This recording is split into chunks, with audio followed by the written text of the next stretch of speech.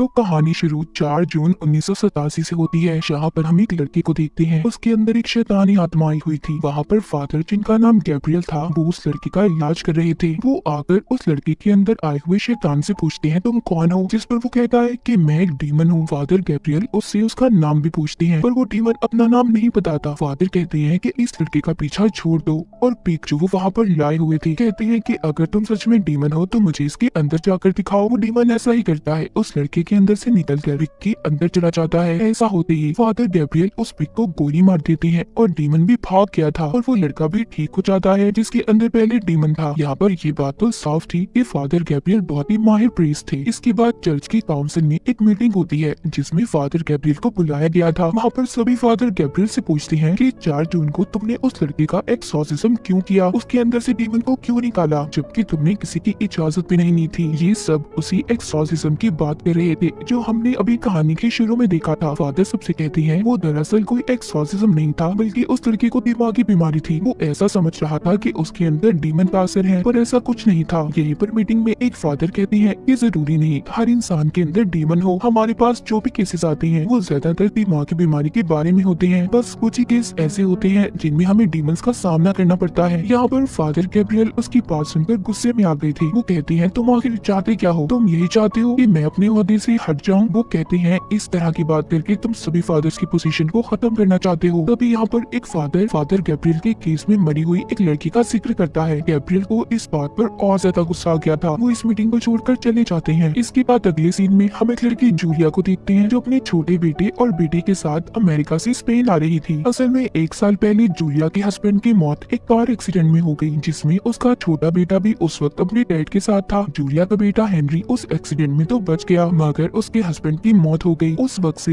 Henry ने बोलना बंद कर दिया था। वो बोलता ही नहीं था। अब क्योंकि इनका कमाई का कोई जरिया नहीं था, तो इसलिए जूलिया अपने हस्बैंड के खानदानी घर की मुरम्मत करवाकर उसे बेचने आई थी, ताकि उसे बेचकर इन्हें पैसे मिल जाए। इसलिए कुछ दिन के लिए इन्हें यहीं पर रहना था। पर यहाँ पर जूलिया की बेटी को बिल्कुल अच्छा नहीं लगता, क्योंकि वो यहाँ पर रहना ही नहीं चाहती थी। अब जब जूलिया अपने घर में आई थी तो यहाँ पर इसकी मुलाकात एक फादर एस्क्यूपेल से होती है, जो कि इस घर का ख्याल रखा करते थे। वो उसे कहते हैं कि अगर कोई भी जरूरत हुई तो आप मुझे बुला सकती हैं। यहाँ पर जूलिया की बेटी चारों तरफ जब देख रही थी तो उसे दीवार पर एक सिंबल निशान नजर आता है, जो कि एक बड़े चर्च का था। तभी उस दीवार में दरार आने लगी थी, जिससे जूलिया की बेटी डर जाती है और वहाँ से चली गई थी। अब ऐसा ही निशान वहाँ पर इनके घर में जो वर्कर्स काम कर रहे थे उनमें से एक को नजर आता है। जब ये गौर करती है और दीवार के अंदर आग जलाकर देखने की कोशिश करती है तो वहाँ पर एक जोरदार धमाका होता है, क्योंकि वहाँ पर सल्फर गैस थी, जिस वजह से ये हादसा हुआ था। और इस हादसे की वजह से बाकी के वर्कर्स ने भी काम करने से मना कर दिया था। जब ये सब चल रहा था तो वहाँ पर जूलिया का बेटा हेनरी अजीब अजीब हरकतें करने लगता है। उसे न जाने क्या हो गया था, उसने अब बोलना भी शुरू कर दिया था। जब जूलिया उसे देखने जाती है तो हेनरी के अंदर एक डीमन की आवाज बोल रही थी। वो अपने मुंह के ऊपर एक कट भी मार लेता है। यहाँ पर दरअसल जो वर्कर काम करने आया था उन्होंने आग जलाकर अनजाने में किसी खतरनाक डीमन को आजाद कर दिया था, जिसने बेचारे हेनरी को अपने काबू में कर लिया। हालांकि हेनरी को जूलिया हॉस्पिटल भी लेकर जाती है, जहाँ पर डॉक्टर उसे ये बताते हैं कि वो बस अपने डैड की मौत के सदमे में है, इसीलिए उसे दिमागी डॉक्टर की जरूरत है। डॉक्टर जूलिया को एक इंजेक्शन भी देती है और कहती है कि हेनरी अगर काबू से बाहर हो तो तुम उसे ये इंजेक्शन लगा देना, जिससे वो बेहोश हो जाएगा। जूलिया को डॉक्टर की बातों पर यकीन नहीं आ रहा था, इसीलिए वो मदद के लिए फादर एस्क्यूबेल के पास जाती है। फादर जैसे ही हेनरी को देखने अंदर जाती है तो उसके अंदर का डीमन फादर को उठाकर बाहर फेंक देता है। अगले सीन में हम फादर गैब्रियल के साथ उनके हेड को देखते हैं। हेड फादर गैब्रियल को स्पेन जाने का कह रहे थे। हेड उसे हेनरी के बारे में बताते हैं, कहती है कि यहाँ पर एक फैमिली है जिसे तुम्हारी मदद की जरूरत है, और उस जगह की वजह से चर्च ने भी बहुत मुसीबतों को देखा है, इसीलिए तुम्हें जाकर उस बच्चे को बचाना होगा। उसके अंदर बहुत ही खतरनाक डीमन है, तुम जो भी करना सोच समझ कर करना।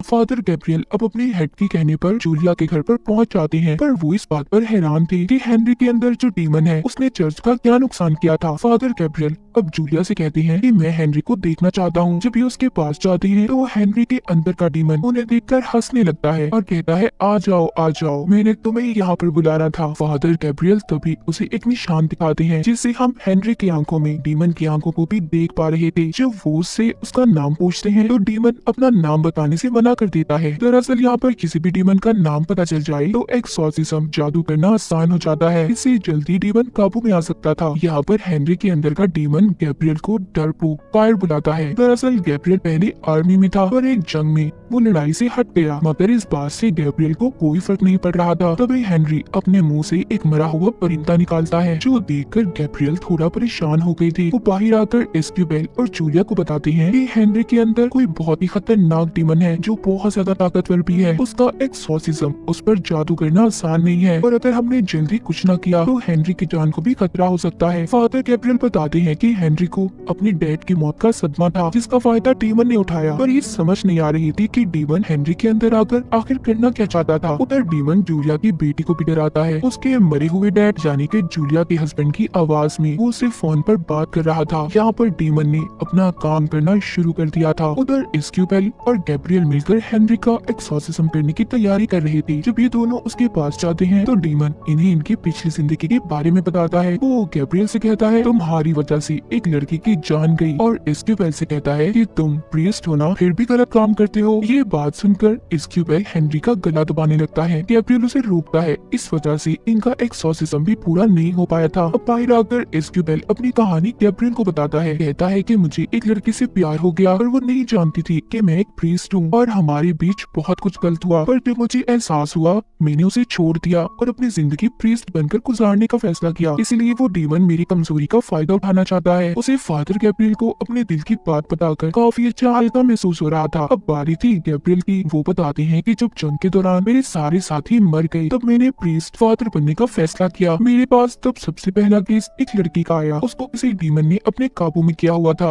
पर मुझे लगा कि वो दिमागी तौर पर पागल है, पर ऐसा नहीं था। उसने मेरे सामने एक परिंदे को भी खा लिया। इसीलिए तो जब हेनरी ने अपने मुंह से मरे हुए परिंदे को निकाला तो मैं डर गया था और वो लड़की बाद में छत से कूद गई, जिस वजह से उसकी मौत हो गई। मुझे आज तक यही लगता है अगर मैं उसकी बात को मान लेता और उसमें से डीमन को निकाल देता तो आज वो जिंदा होती। इसीलिए अब फादर गैब्रियल एस्क्यूबेल से कहते हैं कि तुम्हें हेनरी पर नजर रखनी होगी और खुद यहाँ पर उस डीमन के खिलाफ सबूत ढूंढने चले जाते हैं, जहाँ पर उन्हें इसी घर में एक कुआं मिलता है जिसके ऊपर चर्च के निशान की सील लगी हुई थी, जिसको हटाने से फादर गैब्रियल को बहुत सारे कंकाल ढांचे नजर आते हैं। उधर दूसरी तरफ हम चर्च में गैब्रियल के हेड को देखते हैं, जो बैठे एक किताब को पढ़ रही थी, जिसे पढ़कर उन्हें ये बात पता चलती है कि वहाँ पर जो डीमन है वो बहुत ताकतवर है। वो एक ही वक्त में बहुत सारे लोगों को पोसेस्ड अपने काबू में कर सकता है। इसी किताब को पढ़ते हुए हेड की तबीयत भी खराब हो रही थी। उधर हेनरी के अंदर का डीमन जो कि एस्क्यूबेल को चालाकी से अपनी मदद के लिए बुलाता है। जब वो उसके पास जाता है तो उसने उसका कान काट लिया था। साथ ही वो जूलिया की बेटी को भी दूर फेंकता है और जूलिया को बेड पर फेंककर उसका गला घोटने लगता है। जब इन सब के बारे में गैब्रियल को पता चला तो वो वहाँ पर आकर सबको बचाते हैं। अब वो एस्क्यूबेल को लेकर उसी जगह पर जाते हैं जहाँ पर उन्होंने कंकाल को देखा था। फादर गैब्रियल एस्क्यूबेल को बताते हैं कि जब जूइस क्रिश्चियन में बदली तो उस वक्त जिन्होंने इनकार किया सजा के तौर पर उन्हें इस जगह पर बंद कर दिया गया था। अब ये दोनों अंदर जाते हैं जहाँ पर इन्हें वैसा ही निशान वाला दरवाजा मिलता है जैसा निशान पहले जूलिया की बेटी ने भी देखा था। जब वो उस दरवाजे को खोलते हैं तो अंदर जाने पर उन्हें बहुत से स्केलेटन्स कंकाल मिलते हैं, जिनमें से एक कंकाल एक पिंजरे में बंद था। उसके हाथ में अंगूठी थी, वो एक प्रीस्ट का कंकाल था। वहीं पर इन्हें एक और दरवाजा मिलता है जिसकी चाबी इन्हें पिंजरे में बंद कंकाल के पास से मिली थी। वहाँ आगे जाकर इन्हें दुनिया के सबसे बड़े प्रीस्ट का कंकाल भी मिलता है। तो गैब्रियल यहाँ पर एस्क्यूबेल को बताते हैं कि यहाँ पर एक बहुत ही खतरनाक डीमन ने एक साथ बहुत से इंसानों को पोजेस किया, जिनका एक्सॉर्सिज्म उस वक्त यहाँ पर किया जा रहा था, मगर वो शैतान डीमन किसी के काबू न आया और उसी ने इन सब का ये हाल किया। जब सबको उस शैतान डीमन के बारे में पता चला तो इस जगह को ऐसे ही बंद कर दिया गया और हेनरी के अंदर जो डीमन है वो भी यही लगता है। तो सोचो वो कितना खतरनाक होगा। मगर यहाँ पर अब वर्कर की गलती की वजह से वो दोबारा आजाद हो गया, पर वो डीमन हेनरी के अंदर सिर्फ इसलिए आया था ताकि वो फादर गैब्रियल के अंदर जाकर चर्च और गॉड के नाम पर उससे बुरे काम करवाए। इसलिए अब वो गैब्रियल के अंदर आना चाहता था। गैब्रियल यहीं पर एक किताब पढ़ता है जिससे उसे पता चलता है कि दुनिया में हर जगह ऐसे ही खतरनाक डीमन पाए जाते हैं, जिनमें से ये डीमन भी एक ही है जिसका नाम भी अब गैब्रियल को पता चल गया था। जब डीमन को ये बात पता चलती है कि फादर फादर गैब्रियल को उसका नाम पता चल गया है तो वो तो जैसे पागल सा हो गया था। इसलिए वो अब हेनरी की बहन को भी पोजेस करने की कोशिश करता है। जब जूलिया अपनी बेटी को बचाने आती है तो वो उसकी बेटी को दूर फेंककर अब जूलिया को मारने की कोशिश कर रहा था। तभी जल्दी से जूलिया की बेटी उस इंजेक्शन को उठाकर हेनरी को लगा देती है जो डॉक्टर ने दिया था, जिससे वो अब बेहोश हो गया था और इस तरह जूलिया की जान बच जाती है। तभी ये लोग हेनरी को वहाँ पर बांध देते हैं और सभी प्रेयर करके उसका एक्सॉर्सिज्म करना शुरू करते हैं। अब यहाँ पर डीमन इन्हें अपनी असली ताकत दिखाता है।